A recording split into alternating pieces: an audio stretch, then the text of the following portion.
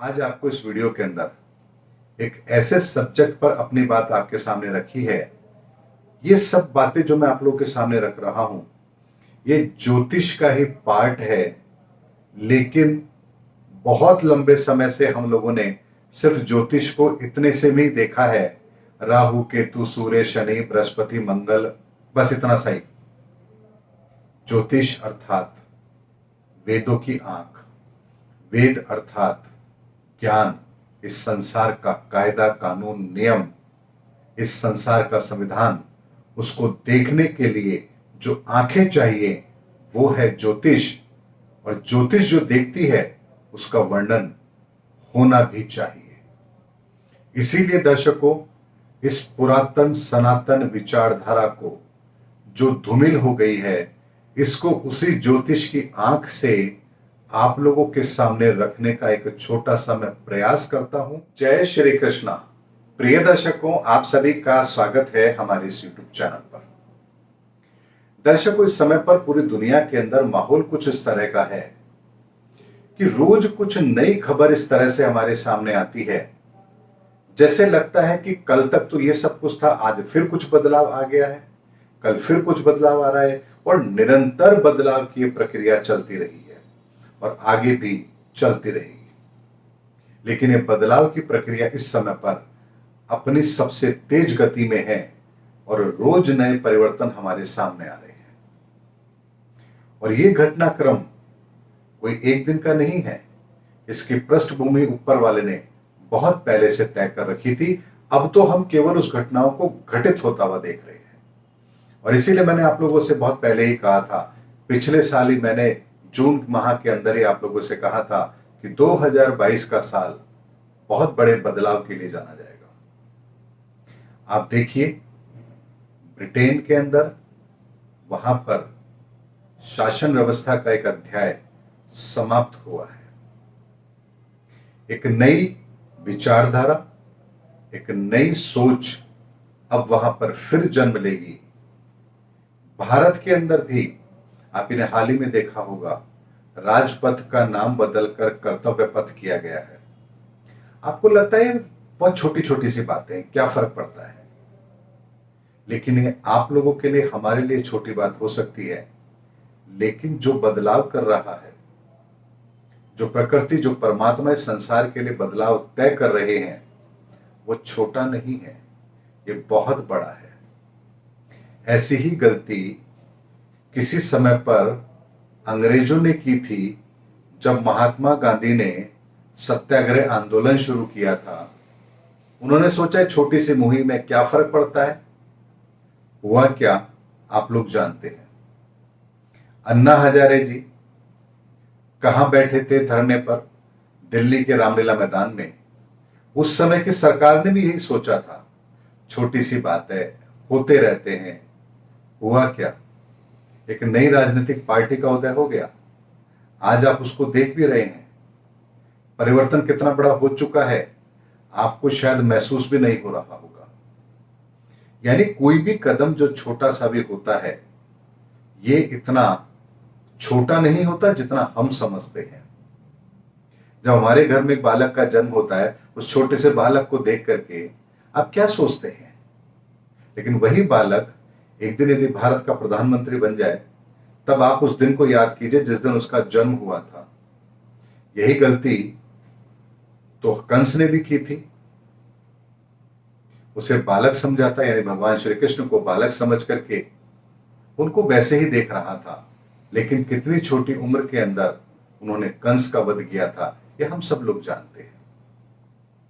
इसीलिए वर्तमान के अंदर जो लड़ाई चल रही है पूरी दुनिया के अंदर, ये इतनी आसान नहीं है जितना हम समझ रहे हैं। ये विचारधाराओं की लड़ाई है। दर्शकों, बहुत तरह की लड़ाइयां होती हैं। एक लड़ाई होती है जो जमीन के लिए होती है। उसमें दो पक्ष आपस में लड़ते हैं। जो पक्ष मजबूत होता है, जिसके पास सैन्य बल ज्यादा होता है, वो दूसरे की जमीन को अपने कब्जे में ले लेता है। और इसे ही हम देश की सीमाओं के अंदर होता हुआ परिवर्तन के रूप में देखते हैं। और पहले के समय में यही होता था, एक राज्य को जीत लिया, आपके देश की सीमाएं बढ़ गई। एक होता है संसाधनों का युद्ध। जब आप किसी चीज पर अपना आधिपत्य चाहते हैं और उसके लिए आप कुछ ऐसी परिस्थितियों का निर्माण करते हैं जिससे उन संसाधनों पर आपका एकाधिकार हो। ईस्ट इंडिया कंपनी जब भारत में आई तो उनका प्रयोजन भी यही था। आज दुनिया के अंदर बहुत सारे ऐसे क्षेत्र हैं जहां एकाधिकार है और उसके कारण से पूरी दुनिया उनके सामने विवश है उनकी बात मानने के लिए। आज गूगल का कोई विकल्प आपके पास नहीं है, सोशल मीडिया का कोई विकल्प आपके पास नहीं है, यूट्यूब का आपके पास कोई विकल्प नहीं है। ये ऐसी चीजें हैं जो कहीं ना कहीं एकाधिकार की ओर इशारा करती हैं कि जहां लड़ाई होती है संसाधनों के लिए, एकाधिकार के लिए, और आप उसे होता हुआ देखते भी हैं। लेकिन इन सबसे भी महत्वपूर्ण एक लड़ाई होती है जो होती है विचारधारा की लड़ाई। ये विचारधारा की लड़ाई इतनी सहज नहीं होती है, बहुत ही कठिन होती है और इसे एक दिन के लिए नहीं लड़ा जाता है। ये लड़ाई कई पीढ़ियों तक चलती है और ये लड़ाई ऐसी होती है जो दिखती नहीं है लेकिन इसके गहरे परिणाम आते हैं। हिंदुत्ववादी विचारधारा, क्या यह विचारधारा एक दिन में पैदा हुई है? यह हजारों लाखों साल का हमारा इतिहास है। उस विचारधारा ने संसार को क्या दिया, इसका भी एक इतिहास है। और वर्तमान समय के अंदर जो लड़ाई चल रही है ये भी विचारधारा की लड़ाई है। क्या फर्क पड़ता है राजपथ हो या कर्तव्य पथ हो? लेकिन जब राजपथ होता है अर्थात शासन, और जब कर्तव्य पथ होता है अर्थात ड्यूटी, एक शब्द में इतना बड़ा भेद है कि आज आपको शायद हमें भी इस बात का एहसास हो रहा है कि क्या एक नाम से हमारी सोच पर इतना बड़ा फर्क पड़ता है।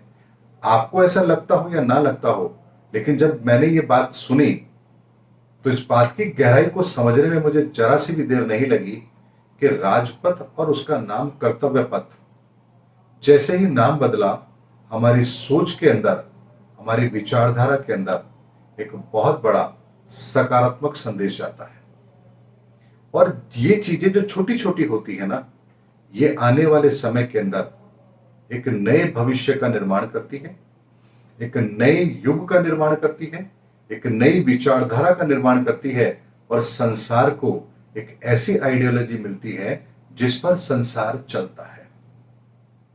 इसीलिए किसी भी देश के शासक का सकारात्मक दृष्टिकोण होना उतना ही आवश्यक है जितना किसी देश का आर्थिक तौर पर या सैन्य शक्ति के अंदर मजबूत होना, क्योंकि विचारधारा पूरे देश को उस दिशा में लेकर के जाती है।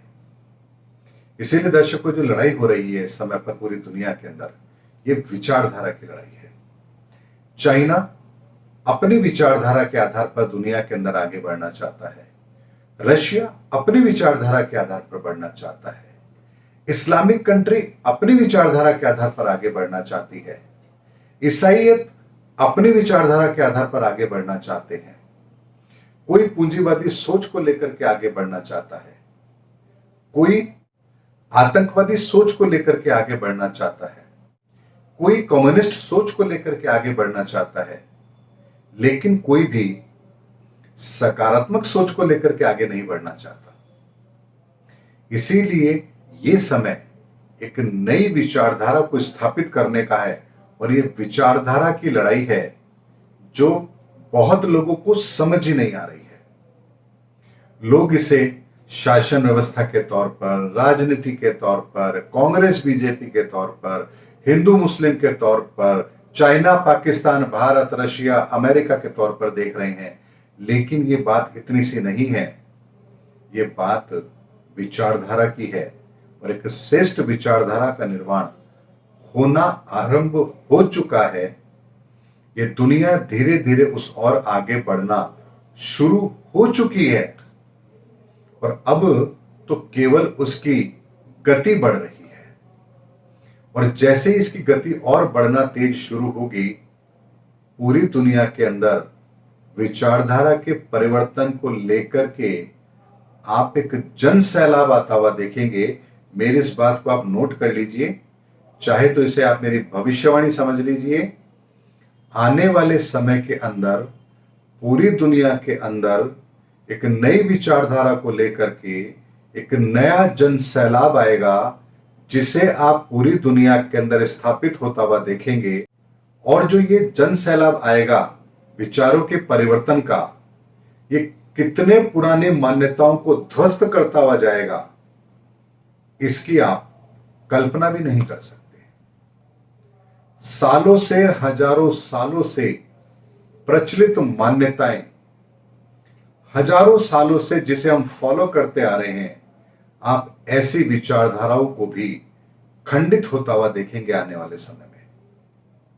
और अगर इसे आप समझना चाहें तो ऐसे समझ लीजिए, आज दुनिया के अंदर न जाने कितने ऐसे केसेस चल रहे हैं जहां किसी न किसी पुरानी बात को लेकर के बहस हो रही है, चाहे वो हिजाब की हो, चाहे किसी और पर।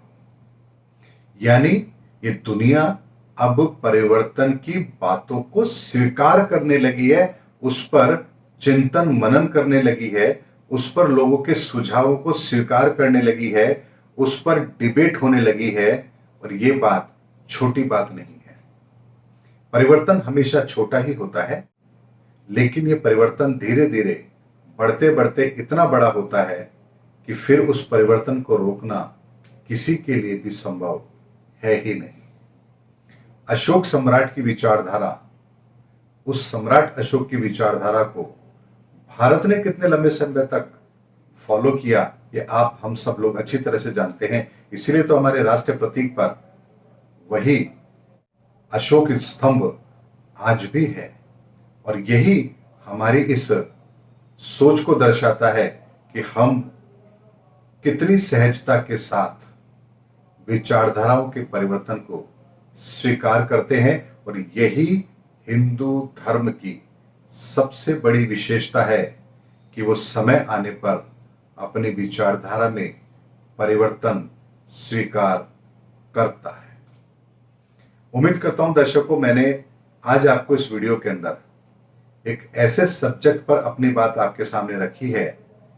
ये सब बातें जो मैं आप लोगों के सामने रख रहा हूं, ये ज्योतिष का ही पार्ट है। लेकिन बहुत लंबे समय से हम लोगों ने सिर्फ ज्योतिष को इतने से में ही देखा है, राहु केतु सूर्य शनि बृहस्पति मंगल, बस इतना सही।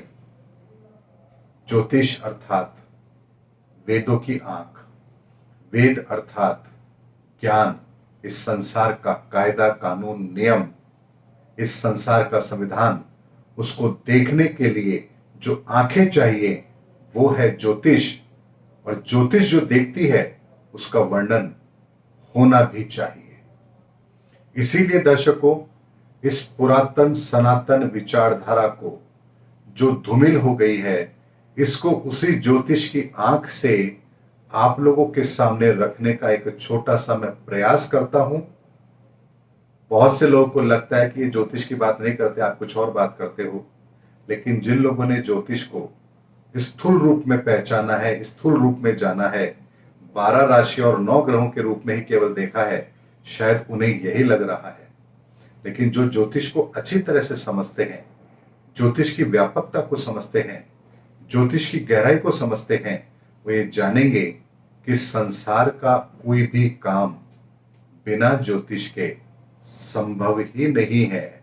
इसीलिए ज्योतिष के इस व्यापक रूप को मैं आप लोगों के सामने रखने का प्रयास करता हूं, ताकि आप भी ये समझ पाएं कि ज्योतिष छोटी चीज नहीं है, एक अथाह समुद्र है जिसमें कितने हीरे जवाहरात हैं। ये आपको तब पता लगेगा जब आप इसका मंथन करेंगे। उम्मीद करता हूं दर्शकों, मेरा वीडियो आपको जरूर पसंद आया होगा। अगले वीडियो में आपसे फिर भेंट होगी, तब तक हमारे चैनल पर बने रहिए। जय हिंद, जय भारत।